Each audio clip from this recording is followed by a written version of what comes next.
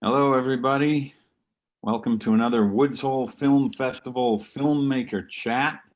Today, once again, I'm hosting a group of filmmakers who've worked on some of the shorts in Woods Hole's fabulous cornucopia-like programming of shorts. It's an embarrassment of riches this year, and the film festival starts Saturday, this coming Saturday, the 25th. So at 8 in the morning, go to the Woods Hole Film Festival site and start grabbing up your tickets to get to look at all these evocative and provocative and fun and amazing films, just a few of which we're going to talk about here today. I think we have 4 short films and team members from the films that we're going to talk about. My name is Steve Young. I'm a comedy writer. I've worked for Dave Letterman. I've written for The Simpsons. I've been the main subject of a documentary called Bathtubs Over Broadway, which was here at Woods Hole at one point. And the Woods Hole people have very kindly invited me back in various capacities to talk and be part of conversations, which I love and which I appreciate very much. So I just want to say, first of all, hello to all our filmmakers. We have an assortment of hugely talented people from around the country, if not the world, and we'll in just a moment go around and get to know who we have here and which film they're with. I just want to say I have seen all your films, very impressed by them. It's a wonderful wide range of subjects and styles and tones and just a beautiful little microcosm of what filmmaking can be. We have things that are overtly comedic. We have things that are extremely dramatic. We have things in the middle that combine those feelings in different ways. You may not know this, filmmakers, but you have been grouped together under a banner which the Woods Hole people have concocted for this particular chat. The theme here is "You can't get there from here." Now you may think, well, how did I get there in this? I was thinking about this, having watched all of your films and thinking about that theme. And if I were to attempt an explanation for it, I think that maybe what you all have partaken of in some way thematically with what you're trying to do is the notion of displacement, whether in physical space or in time or some even combination of both of those things. Something is out of whack for your characters, and that is the engine which gets the story and the drama going. So we will maybe talk about your feelings about that, if I'm onto something here, if we've got a handle on something important about your work. But first, let's just take a couple minutes to go around our Zoom grid and see who we have from which movie, and also in these strange, unsettling times, we know people are widely dispersed around the globe. It's kind of fun for us to know, where are you physically right now? Because I mean, we've had all the usual suspects. Oh, you know, New York, LA, somewhere in Massachusetts. Last time someone was in quarantine in Switzerland, and I thought, well, that's the winner for that group, but we'll see what we have here. So just going down in no particular order, who do we have from our film Have Wine, Will Travel? Hi, I am the writer-director Joe Pizzula here in Nashville, Tennessee. I'm Alicia Seaton. I am the producer and an actor, and I'm actually vacationing right now in Mammoth Lakes, California, but usually live in Los Angeles. Hence the snowshoe behind my head. Hi, I am Dawn Brody, and I am an actor in Have Wine, Will Travel, and I am in Sherman Oaks, California. Well, thank you, California people, for getting yourselves up and perky looking at what I know is an hour I don't particularly like to be awake at. So just as an aside, I am in New York City. However, the Woods Hole people have put together a nice little slate of virtual backgrounds. And if you've never been to Woods Hole, well, it is indeed heartbreakingly picturesque and beautiful. And I Oh, dearly wish I could be there this year. And so I just grabbed a little fragment of that feeling. And for anyone who's ever not been there, put it on your list of places to see if you can, because not only gorgeous and all that with this scenic seaside New England beauty, but wonderful people and dear friends that I've made there. All right, we got Have Wine Will Travel, and now Steve of the Antarctic. Who do we have from Steve of the Antarctic? Hey, I'm Clem McIntosh. This film was made with two people, so I was directing, writing, producing, acting, editing. You're wearing many hats. Yeah, many hats this time. I'm usually based in New York City, but for quarantine, I find myself on my the family farm I grew up on in New Brunswick, Canada, so the East Coast, just above Maine. All right, very cool. And I will have questions about the Antarctic later, but speaking of other things having to do with our planet, we have, I think, a record-breaking team number here from Flat Earther. If I see this right, I think we have 4 people. Yes. Yeah. Flat Earther. Well, I'm Chris Ronker, the writer director of Flat Earther. I'm coming from Brooklyn, New York. Welcome. I'm the DP of Flat Earther. My name's Peter, and I am also in Brooklyn, New York. All right. I'm an actor in Flat Earther. I'm Thomas Annawalt, and I'm in New York City as well. And finally, who am I missing? Well, then I'm Coleman Zerkowski. I'm the film composer for Flat Earther, and I'm in Ridgewood, which is between Brooklyn and Queens. All right, a very New York-centric crew. I'm always glad to see New York well represented in this stuff. And then we have I Can Change, and I think we have 2 people from I Can Change.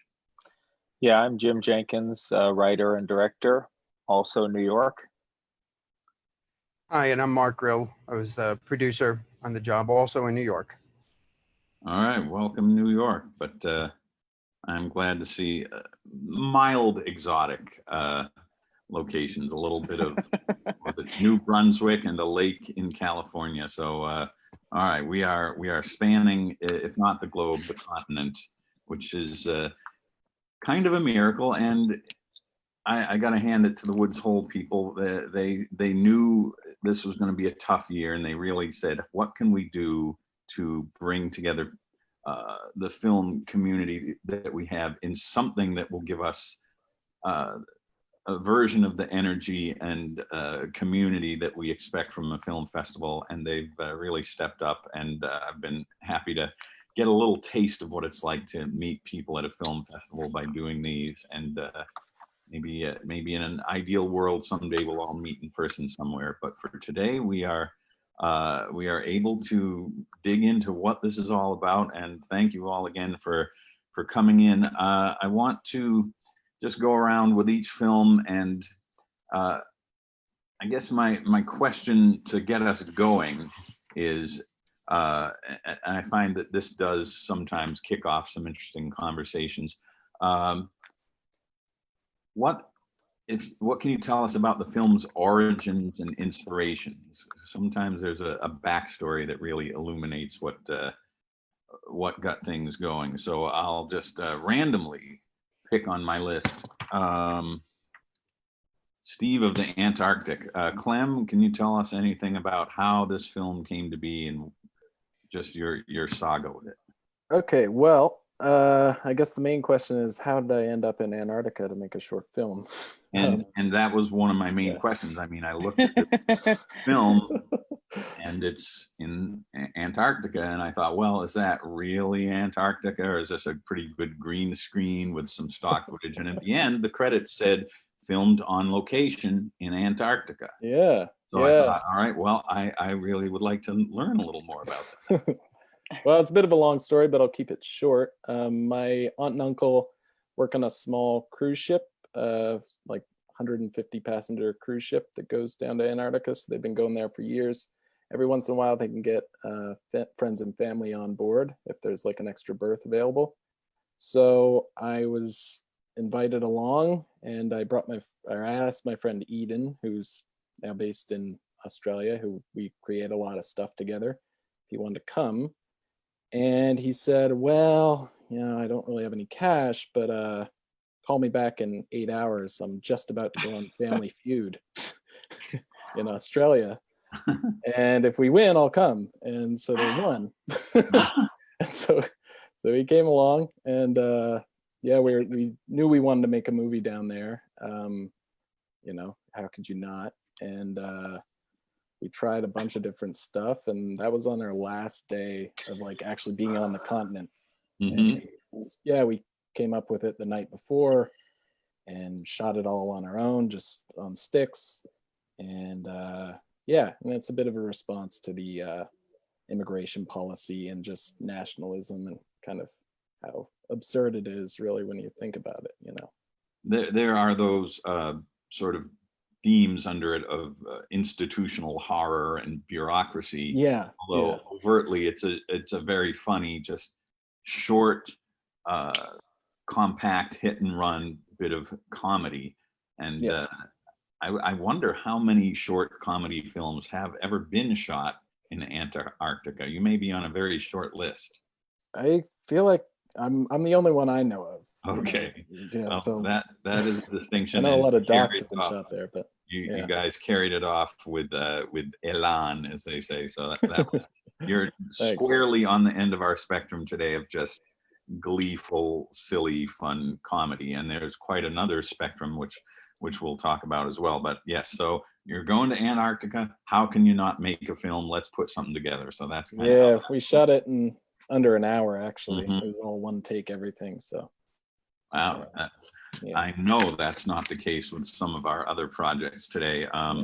We have a couple, I think at the other end of the spectrum in terms of logistics and planning and just the amount of work and personnel that went into it. The other end of the spectrum, I would guess, is I Can Change. And if Jim and Mark, you can talk a little bit about where this film came out of and how it got going. Well, we certainly had more than 2 people working on our film, so I really admire that about your Clem. Honestly, I Can Change came about. I'm going to credit the main actor in the spot, not only for kind of inspiring us to even do this, but this actor, John Hugonaker, who I've worked with for years, he was actually had a fairly prominent role in the Jack Ryan series on Amazon until he got killed at the beginning of season 2. Character got killed off, but spoiler. No, it's aired already. But I've worked with John for a long time, and I've always wanted to, through commercials. I film a lot of commercials, and I just love him. I feel like, when you have an actor like that, it can almost make any director look good. He's so solid in any role and so believable. In particular, the thing I like about John is I always tell him he's somehow able to portray both the smartest guy on the screen and the dumbest guy on the screen at the same time. It's a real talent. And that is a sweet spot. Yeah, but mine is kind of I didn't have any great goal in mind when I did this. I was filming John. We were actually in Spain on a job, and he started showing off some of his moves, his fight moves that he had learned for Jack Ryan. And I don't know, in that moment, this story kind of came to mind, and the whole kind of story backed out of this fight scene. So it was kind of a silly inspiration for the thing, but the whole piece is honestly a fluff piece anyway. So maybe it's not that silly, but it's that ours was 4 days of shooting. And but the tightening up of mine came in the edit when we had because my script was about 22 pages long, but when we cut it, the script, we just kept cutting and cutting and cutting until we got down to the final 14 minutes. Well, that is an art form in itself, taking every unnecessary bit out of something until you get that polished gem. But it is, what's the actor's name? Is it John? John Hugonaker. Yeah, very compelling. And the whole thing, you'll see it, hopefully, you'll go check it out. I'd say it combines sci-fi and comedy, and underpinned by all these deep, difficult issues of human relationships and resentment and hope and all this. Really, quite a lot in the 14 minutes there. And I love the two-person, let's think of it tonight and shoot it tomorrow, but also you got to be impressed by the scope of what you managed to put together there. So when you know great people and have a great team, you think on that scale. So congratulations on that. Thank you. Have Wine Will Travel. We have Alicia, Joe, and Dawn. And how did you guys get this going? And what's your, have you worked together before? Or how did that all work?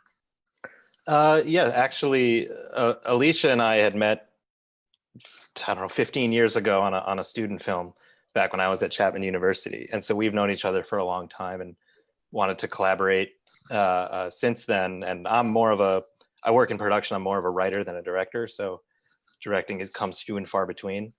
But I wrote Have Wine Will Travel back in, I think in 2016, just trying to make a sci-fi story about time travel, but have the main character not be one of the time travelers. So I think in a lot of time travel movies, that's usually how it goes. You follow the time travelers, they meet these people along the way, and those people just kind of fade out of the story. Well, I think it'd be interesting to focus on that person instead.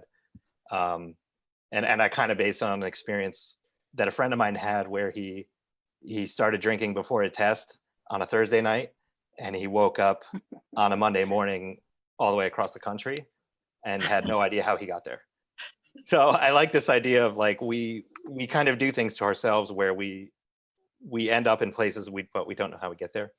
And so I wrote the script and brought it to Alicia to kind of read and get to know it. And she said, I want to produce this. I've never produced before. I want to produce.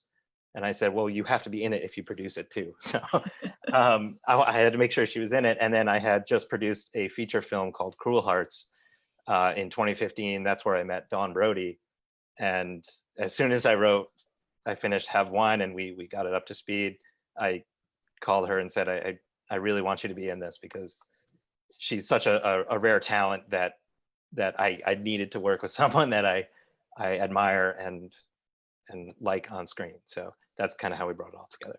And my own limited experience with being associated with a film, but also with other projects. Yes, absolutely. When you find these people that you click with and work well with, you grab onto them and do not let them go. And you say, whatever we're going to be working on in the future, we don't know yet, but you definitely have to be part of it. And that is a theme that emerges again and again with these stories of different films and filmmakers that I hear. And I doubt that I'm talking out there to any filmmaker who doesn't believe this, but it is worth pointing out again and again when you see the real life versions of this keep coming up with the great results. So I mean, that you guys, again, a little sci-fi, but definitely the comedic angle and mysterious, possibly tragic, but ultimately fun. So that's another one to put on your list if you're scoring at home. And finally, in our roster today, we have Flat Earther, and that one you may be able to tell from the title a little bit of what it may be about. But I'd love to hear from the team how this got going and if somebody has an actual connection to this topic. Yeah. So I'm Chris. I wrote, directed Flat Earther. The kernel for this film started off a comment on Reddit that I read. Someone said, if you really believe in a flat Earth, you might as well just throw yourself off the edge. And I mean, it's kind of an aggressive comment, but I thought, who are flat earthers? Why do they become so obsessed with the flat Earth? And I thought it'd be cool to make a movie where someone tries to find the edge. Like, why don't all these flat earthers actually try? Yeah, so then I got together, started with Peter, talking to Peter about the look, the DP Peter, where we could take it. And also started talking with Coleman pretty early because my composer, I really wanted to bring him along. I was listening to his music while writing the script. So the music was very important for me. And then we casted Thomas, who brought the main character Seb to life, and that was pretty cool to see. I like that notion of having somebody's music infuse the feeling of the piece while it's coming into being. I don't know if that happens very often, but maybe some filmmakers already with this sort of team in place feeling think, I know I'm going to want to use this person. I know what it'll feel like, but you are actually listening to some music before you even approached Coleman about this project, huh? Yeah. I wanted to say too, when we were starting to work on the film, Chris showed me the songs that he was listening to. And then what we did was I basically recomposed them and wove them into the film, sort of like how you would be listening when you're like writing the script and listening to the music. Well, that's very efficient of you to reverse engineer something that already sort of existed. And I just know how I want to slot that in. Any efficiencies and breakthroughs you can access like that. I know it is no small thing to get a film done and out in the world in any way you can feel like, well, I've got this piece figured out at least. Boy, you grasp onto that for sure. But I'm wondering if any of the four of you have seen the documentary Behind the Curve, which was out on the film festival circuit 2 years ago when I was out with the documentary Bathtubs Over Broadway. It very much in the same subject matter as you guys, and not quite not the fictional version you took, but it very much taps into the same questions about why does this get into certain people in this way. But have you seen that movie? Yeah, I have seen that. And we actually I started writing, I think we may have shot it before that came out too. So I was like just before that, and then it came out and that like blew up. And I found it interesting because that's a documentary on flat earthers, if you don't know. And it was interesting to see like the real life version of my character and Thomas's character. Yeah, it is an endlessly fascinating, to me anyway, psychological conundrum about why certain people are so driven to adhere to the contrarian view of whatever it is, whether it's science or politics or religion or whatever. They just get their identity by saying, I'm going to stake out this position of I'm smarter than the mainstream, and I'm not going to be fooled by the man and government and whatever that tell us this batch of lies. And we as a country and a world are grappling with every form of that right now, for sure. So I mean, it has, beyond the specific story about flat earth, certainly a lot of relevance about how people choose to believe what they want to believe so much. And that's a topic that is reverberating through society right now.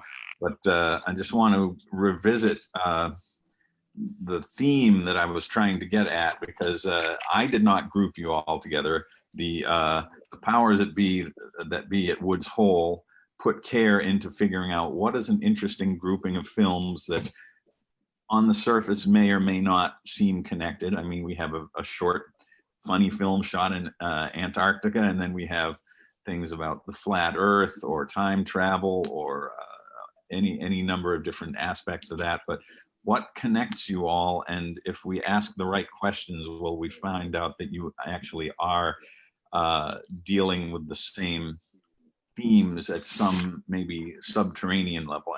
I'm starting to sound dangerously like some tedious academic, but here we are with trying to figure out what has powered the vision that you brought to these films. So I will say, if we say there's something to this displacement idea as a common thread, I'll ask each of you, do you think there's something inherent in the conflict of wrong place, wrong time, wrong perception that is an underlying engine of your particular artistic vision? I know that's a big thing to start talking about in the morning, especially if it's morning in California where it's 3 hours earlier.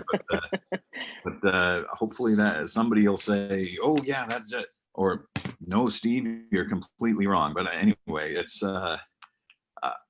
watching these films, I mean, that's kind of where I wanted to steer a question. So in no particular order, again, I Can Change. There's very overt dislocation and wrong place, wrong time, wrong everything there.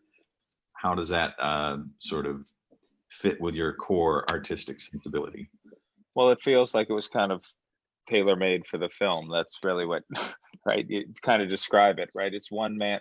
It's always about conflict, right? Somebody's kind of mistake affects so many other people, and like the other film in this grouping, mine is also about time travel, but mine is about how things can go so horribly wrong for people with good intentions, and how one man can ruin things, really ruin people's lives if the wrong guy gets the wrong power. So, I mean, I really like that. I mean, it was about a character who kind of never wanted to grow up, and how that kind of affected all the people around him who cared about him. So I don't know, to me it's just kind of always, probably for all these films I haven't seen them, but any film you love, it's always about the character and what they want and what stands in their way and how they screw things up for other people and themselves. So yeah, what you're describing seems like it does fit I Can Change fairly well. I assume it fits the other films as well. Yeah, well, I guess there's no film, no story, no drama if everything is fine for the main characters and there's no disruption and kicking things off. There's got to be some sort of conflict. And in these films, it did seem like a sort of displacement of being in the wrong place or the wrong time or having the wrong perception about the place and time they're in kind of is what we're at. Yes. And Jim, I think you're dead center on that topic. Maybe a little further off from the literal interpretation of that is something like Flat Earther. And I wonder if somebody from that film can say, well, we're yes and no in some interesting way or whatever you want. Yeah, well, I think, yeah, so Tom, Seb, the main character, he's definitely in a place that he's not very comfortable in. He needs to change. One thing I find interesting is a lot of us feel that maybe we're not perfect in our place in life where we are, and we really, really want something. And that's like most movies, really, most characters really want something. But what happens when you actually get that thing you really wanted that you spent so much of your life on? And that's what I found interesting with our film. And I feel like the epiphany that the main character gets, where he kind of realizes maybe that's not what I should have been going after the whole time. Yeah, I mean, I don't want to give too much away. He doesn't do time travel. He doesn't. It's closer to being in Antarctica in the end than anything else, I suppose. But just whether that's real or whether he is having some sort of dislocation in his mind about reality versus fantasy or whatever, that's something you could get further down into. But back up to actual dislocation. Steve of the Antarctic, again, no time travel. You could say, well, Antarctica is part of the planet, so it's not like he's like gone into some fantasy world. But for human beings on planet Earth, Antarctica is pretty close to as dislocated as you can get from regular life. Yeah, it's really, when you're there, it does feel like a different world completely. Like it feels like you're on a different planet, like Mars, or it never gets dark for one because you're right at the pole, and so that's like discombobulating enough. But I think like the displacement actually comes from, it's more in his foe, in the immigration officer is more displaced than he is, really. I think people go to Antarctica to experience this other world where all this national barriers and all that stuff doesn't exist, and you can kind of get away from all that. And it's it's the furthest place away in the world where you can actually do that and still be in a very remote location. So I think like the displaced element is actually the border officer who's created this boundary for our main character, for Steve, who's trying to make his way to the South Pole. Yeah, the juxtaposition of all right, here's this wonderland of this physical part of the world that you never dreamed you might get to, and then you get there and we're stuck in the same mundane, maddening maze. Exactly. Yeah, you can't escape it. Yeah. Yeah, I mean, that is a person who the immigration officer, that person is in the wrong place at the wrong time, and with funny results in this case. But have wine, will travel. There's some time travel in there, so there's your out of place, out of time angle. But for the team there, Joe and the rest, would you say that displacement is something at the core of your artistic vision and what you work with? Yes, for most of all the characters. I think, Dawn, do you want to tackle this one a little bit? Yeah, I mean, to your point, it is the question of time travel makes it kind of apparent that there's this jolting out of place, out of time elements in the movie. But Betty, the main character that I play, who's the only one who doesn't travel through time, is just as out of place. I mean, we meet her, she's sort of waking up from a weekend binge, and she doesn't know exactly where she is. Kind of crumpled over the dashboard of her car, and these time travelers kind of pop in and pop out as she's sort of recovering from this hangover, which I think we can all relate to. Very familiar. And also that in addition to her experiencing a hangover while being visited by time travelers, she is hungover and is where she is in part because she was in the wrong place at the wrong time a couple of days ago. So I feel like that sort of theme is reoccurring for the overlaying theme of the movie, as well as, each individual character, whether or not they're wearing a spacesuit. Yeah. That kind of gets to one of the other questions that I wanted to get to. Yes, you've all found ways into a drama and a story by somebody has stumbled sideways into the wrong place, wrong time, or found someone else who's at the wrong place at the wrong time and gets things going. But all of your films, to some degree, leave things up to us. Like, is this real? Is this not real? I mean, Steve of the Antarctic, we may say, well, it's purely in the realm of a comedy and we don't need to overthink that. But still, why is there that Australian guy standing there in the middle of Antarctica? I mean, you may just say, for comedy, that's not a terribly fruitful road to go down. But for things with actual time travel and the flat Earth, and sometimes we have endings where we say, is that real? Is that for us to decide how we want to feel about it? To what degree do you craft ambiguity and uncertainty as part of what you've been working on? And I'll just run back up randomly to Flat Earther on that, because it has an ending where you think, wow, what does that mean? What should I take away from that now? Well, I have my own thoughts about that, but Thomas, I'm curious how you feel about that. Gosh, I mean, it's so much with Seb. His journey is one that begins by going into his phone. Really, I mean, we can kind of create our own realities in a way, and I think to your earlier question also about feeling out of place with this character. It's, I think we all have gone through some version of looking at the world and realizing that it's, oh gosh, it's all a lie, or it's all not what I thought it was. And I think sometimes it's easier to blame that on the world than it is to look inward. And for Sebastian, I think he's trying to trying to drag the rest of my life with me on this journey, and they weren't coming with me. So I had to go on my own. And so as far as the ambiguity of what happens at the end, I mean, it's as real as it is to me, you know.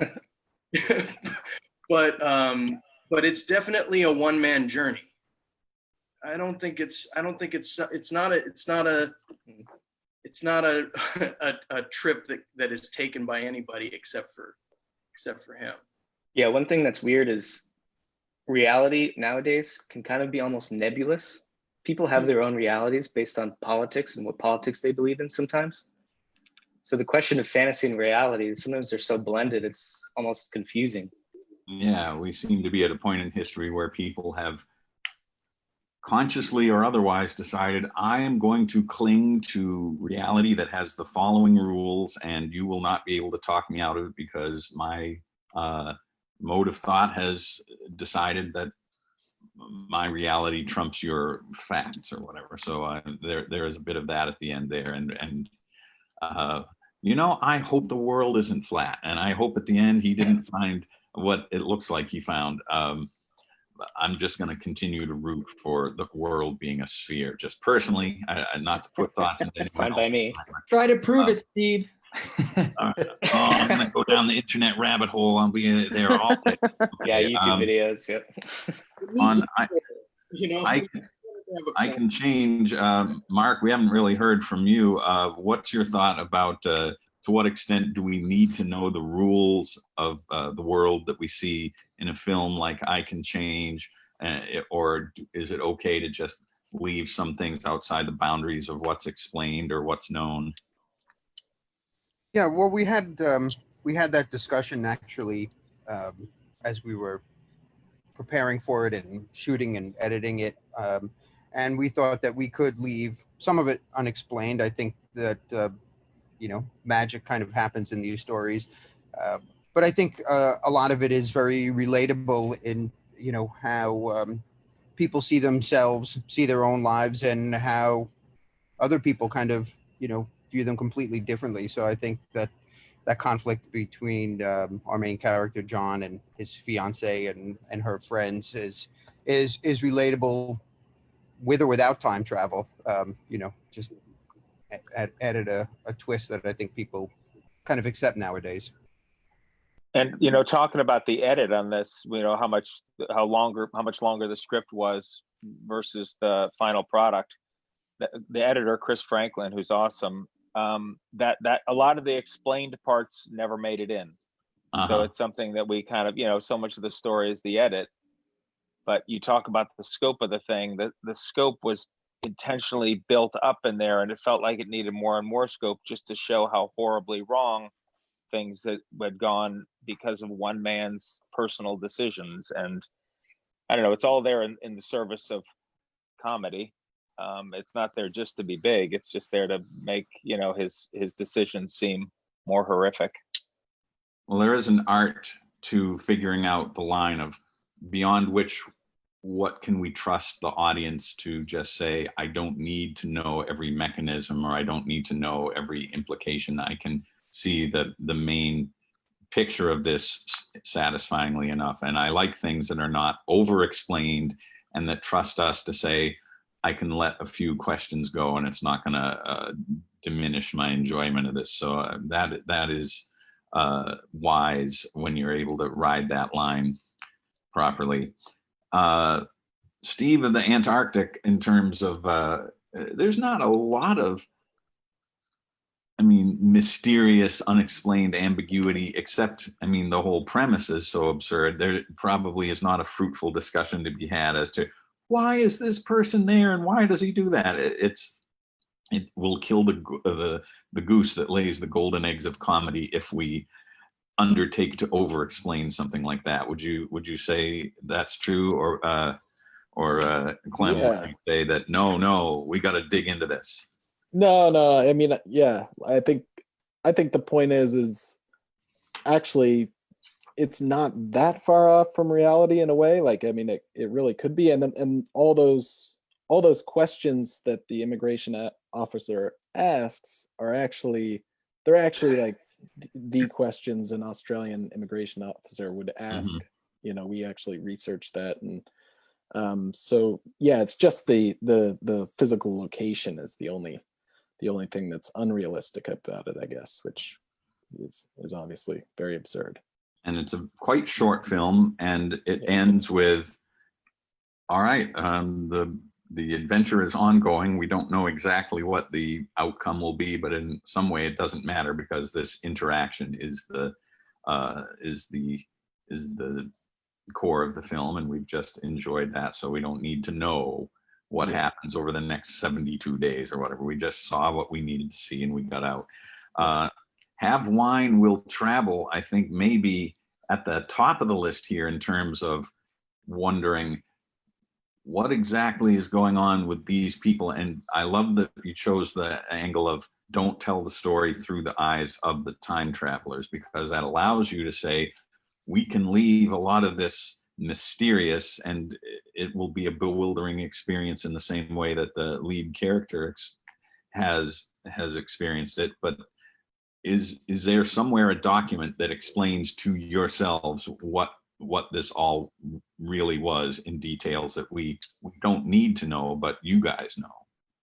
You know, it's funny because every time I watch the film now, I think we over-explain at least what's happening to the time travelers. So there's a very fine balance. You know, a lot of notes I got from friends when they would watch early cuts are, you know, it's too sciencey, just turn down the science because it doesn't matter, you know. So it's a really fine balance. There is, like, in my head at least, there's an explanation of what's going on and why certain things had to go the way they did. But the idea was to always try to see it through Betty's eyes and Betty's point of view, and she's already disoriented. So that kind of helps.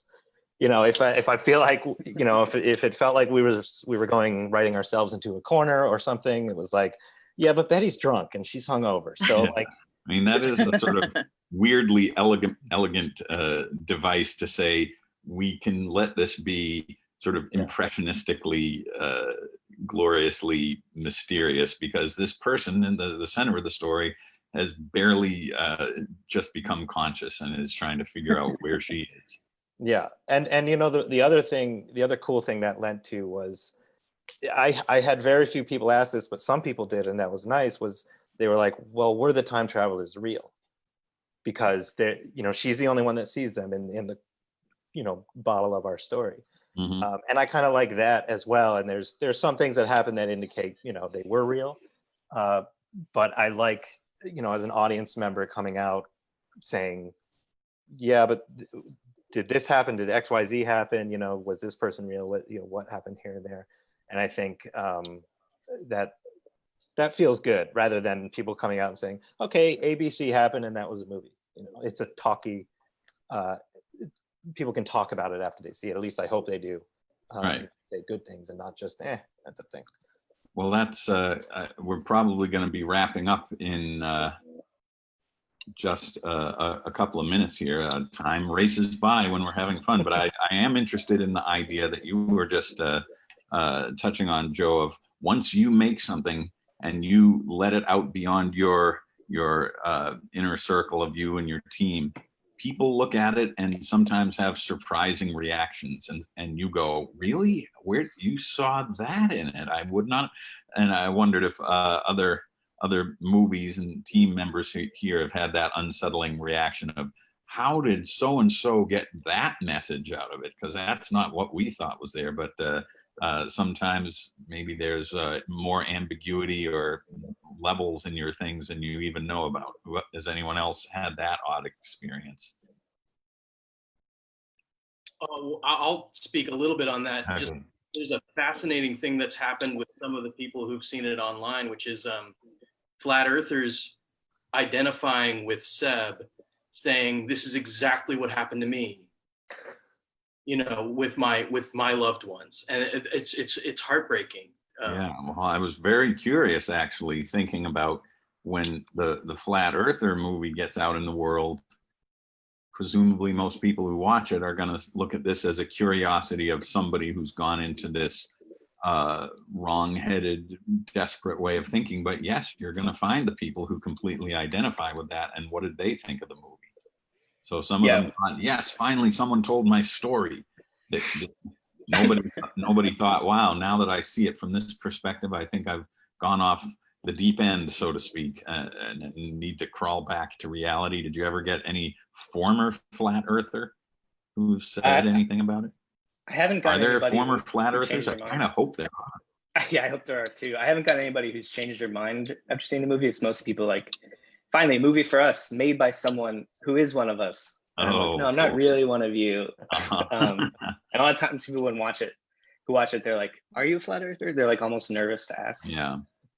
And I wanted to add one thing too, which is it got posted onto like a flat earther channel, like it somehow the film got reposted and something, and also the film is a bit ambiguous, which I think is I would imagine is intentional, or it's open, but it's definitely the film I've worked on that has the most views, just because of the continuous like arguments and comments that are below the video. I've never had a film of mine watch that many times, but I'll take it. All right. Yeah, well, you're part of a larger conversation now, and whether it changes minds or whether we just stay forever in our solidified camps, I don't know. But I, again, unapologetic round globe earther. I thought it was a cool look at how people do drift into that.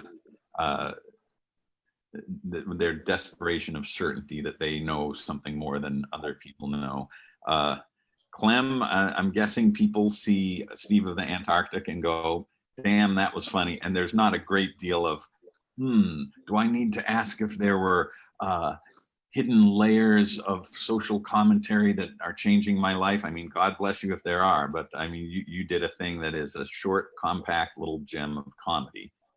No, yeah, I would hope that people might, I think one of the best ways of reaching people is through satire. So I would hope that people kind of think about the underlying message behind it. But yeah, generally I think people just hopefully laugh, have a good time.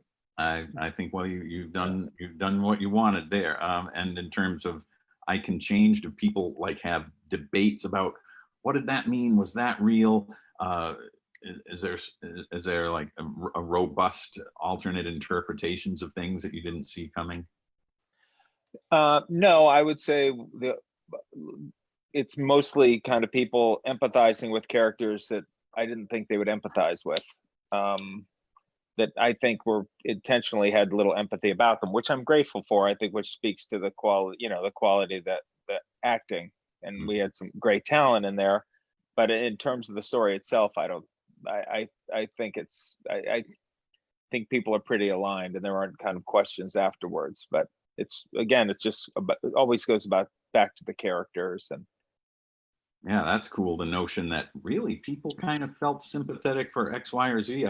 We did not build that into it, but people pulled that out.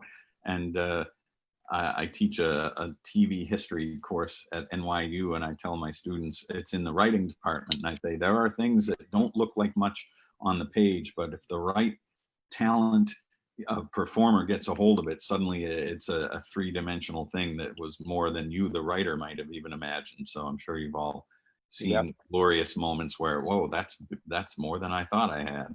So all power to the great actors who bring these things alive. Absolutely. I'm seeing that it's almost 10 minutes to the hour, and we have really gone down some interesting conversational pathways, and I think we're going to wrap it up. But I want to thank you all again for your work, which, as I will never tire of saying, to complete a film and get it out into the world in a way that is your vision and successfully reflects your vision.